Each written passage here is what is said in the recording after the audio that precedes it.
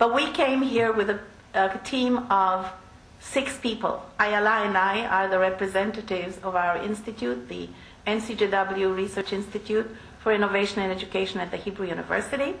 And we have to go back tomorrow to do some work at that end as well.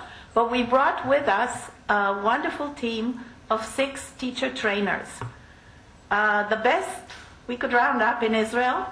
And we went through Shepperton, left 2 of them in Shepperton, went on to Halls Creek in East Kimberly, left 2 more there. You saw some of the pictures, maybe you noticed on the photos how we were going through all these places. And our last stop was in Arakun, where we left the last 2 members of the team of 6. They are all going to stay here for a period of 10 to 12 weeks. We then hope to return and to summarize our experience of this phase of the project.